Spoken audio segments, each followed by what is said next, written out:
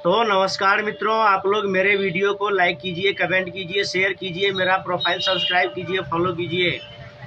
और इस वीडियो में जो कहना है वो ये कहना है कि सबसे पहले तो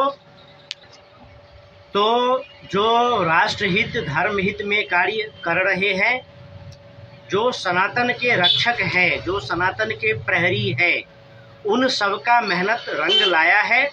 और इस दीपावली कोई भी ज्ञानचंद रायचंद नहीं आया है जो दीपावली में पटाखे पर ज्ञान दे, क्योंकि हर दीपावली में कोई ना कोई ज्ञानचंद रायचंद, कोई ना कोई क्या, बल्कि बाढ़ आ जाता था ज्ञानचंद और रायचंद का कि दीपावली में पटाखा छूटता है तो प्रदूषण हो जाता है।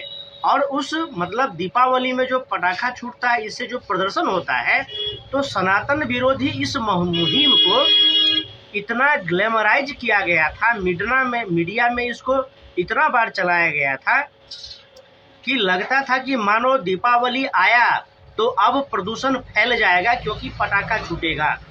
तो जो दीपावली में पटाखा छूटता है वही पर्यावरण प्रदूषण का कारण बनता है। लेकिन पूरी दुनिया में मैं कितना सारा वीडियो बता करके बताया हूँ कि मोटर व्हीकल है, जो मोटर व्हीकल होते हैं, जो इंडस्ट्री से कचरा निकलता है, धुआं निकलता है, जो ईंट के भट्ठे होते हैं, कार, मोटरसाइकिल, बस, ट्रक, रेल, यह तो है ही, जनरेटर चलता है वो है। और सबसे ज़्यादा दिल्ली में जो सबसे ज़्यादा प्रदूषण होता है, वायु प्रदूषण होता है, वह है पंजाब और हरियाणा में जो पराली जलाया जाता है। पंजाब और हरियाणा में पराली जलाया जाता है, वह धुआं आता है हवा के साथ दिल्ली में और दिल्ली का माहौल प्रदूषण खराब हो जाता है। एक रात दीपावली में पटाखा छोड़ने से पर्यावरण प्रदूषित नहीं होता है। एक रात जितना लोग पटाखा छोड़ते हैं पूरे भारतवर्ष में, दीपावली के एक दिन पहले हम 5 दिन का समय कहते हैं कि दीपावली से आगे पीछे छठ पर्व तक पूरे भारतवर्ष के लोग जितना पटाखा छोड़ते हैं उतना प्रदूषण एक ट्रक कर देता है। एक ट्रक जब साल भर में चलता है पूरे देश में, तो उस एक ट्रक को बंद करवाया जाए, कि पटाखा को बंद करवाया जाए। और अभी तो पूरा BLA लिबरेशन आर्मी है, पूरा अफगान आर्मी है, पूरा गाजा में है, पूरा रूस और यूक्रेन में है।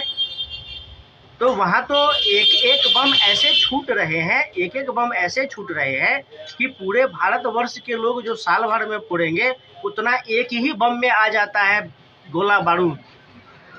तो केवल सनातन को टारगेट करने के लिए, सनातन धर्म को बदनाम करने के लिए, दीपावली को बदनाम करने के लिए, दीपोत्सव को बदनाम करने के लिए कि पटाखा से प्रदूषण होता है। तो जो सनातन के प्रहरी हैं, जो कार्य कर रहे हैं, उन सब का मेहनत रंग लाया है। और इस बार कोई ज्ञानचंद रायचंद नहीं आया है। जज साहब का जो स्वैग हुआ है सुप्रीम कोर्ट में, उसका भी थोड़ा असर पड़ा है।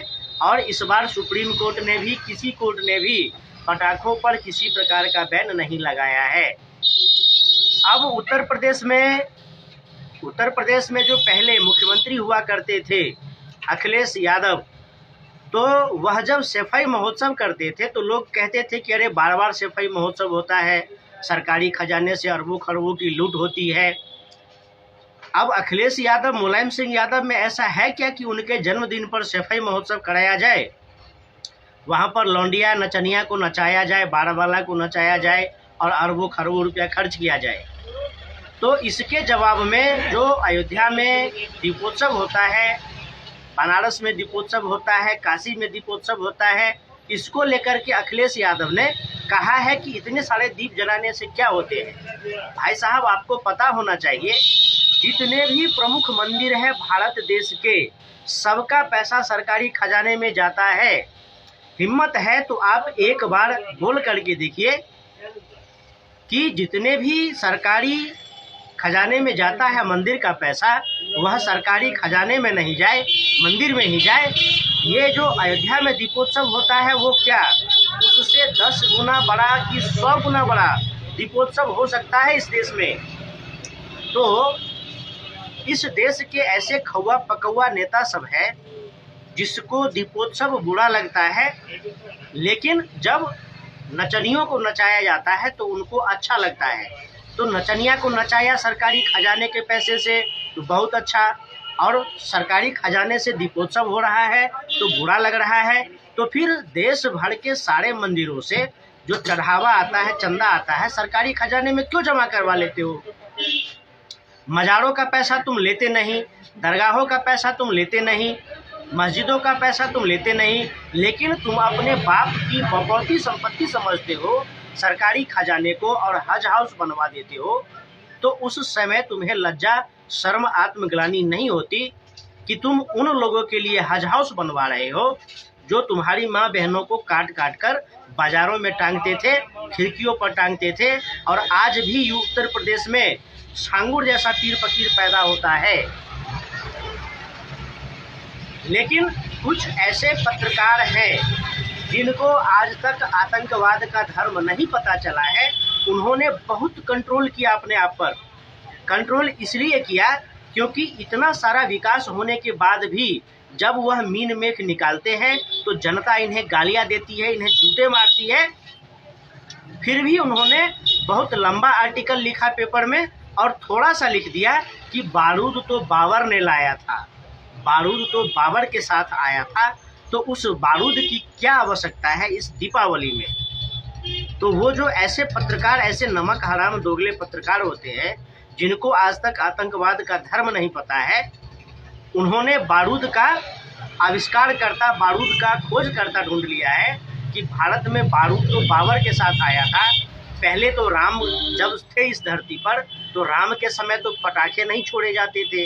राम भगवान जो आए अयोध्या में तो पटाखा छोड़ के तो स्वागत नहीं हुआ। और भाई साहब, पटाखा है जिसके कारण, अब पटाखा है जिसके कारण वायु प्रदूषण होता है। वायु प्रदूषण होता है तो लोग सांस नहीं ले पाते हैं, सांस नहीं ले पाते हैं तो मर जाएंगे, तो तरफ तरफ के मर जाएंगे। तो ये सारा पटाखा ही है और दीपावली का ही पटाखा है जो लोगों का दम घोंट रहा है। तो उस हरामखोर पत्रकारों को, जिसको आज तक आतंकवाद का धर्म क्या होता है ये नहीं पता चला, उसको ये पता है कि बारूद बाबर के साथ आया था। और जो बारूद फोड़ता है दीपावली के दिन, वो क्या साबित करना चाहता है? तो ऐसे कुछ दोगले नेताओं, दोगले पत्रकारों से लोगों को सचेत रहना चाहिए, सावधान रहना चाहिए। और ठीक है कि राम भगवान के समय में बम पटाखे नहीं थे तो और बहुत सारी चीज़ें हुआ करती थी। उस समय में घी की नदियाँ बहती थी, दूध की नदियाँ बहती थी। उस समय में इतने मस्जिद मदरसे नहीं होते थे। ऐसे दोगले नेता, ऐसे तेगले पत्रकार नहीं होते थे जिनको दीपावली से तो मिर्गी आती है, लेकिन जब ईद बकरीद आता है तो वह मतलब कि मुसलमानों से भी बड़ा मुसलमान बन जाते हैं। गोल टोपी लगा लेते हैं, वो मुसलमानी गमछा ओढ़ लेते हैं और पत्तल तो, इफ्तार की पत्तल तो ऐसे चाटते हैं जैसे जीवन भर में उन्होंने खाना देखा ही नहीं हो। तो कुछ लोग आज भी हैं और उन लोगों को भी ढूंढ ढूंढ कर लाने की आवश्यकता है और सोशल मीडिया में कहीं भी उसको उजागर करने की आवश्यकता है, उसका भेद और पोल खोलने की आवश्यकता है। तो मित्रों जुड़े रहिए मेरे साथ। आप लोग फिर मिलेंगे अगले वीडियो में। और आप लोग मेरे वीडियो को लाइक कीजिए, कमेंट कीजिए, शेयर कीजिए, मेरे फेसबुक प्रोफाइल को फॉलो कीजिए, सब्सक्राइब कीजिए और यूट्यूब चैनल चंदन कुमार झा @जय हो हिंदू नेशन को भी सब्सक्राइब कीजिए। तो फिर मिलेंगे। नमस्कार। जय माँ लक्ष्मी, जय गणेश जी, जय छठी मैया।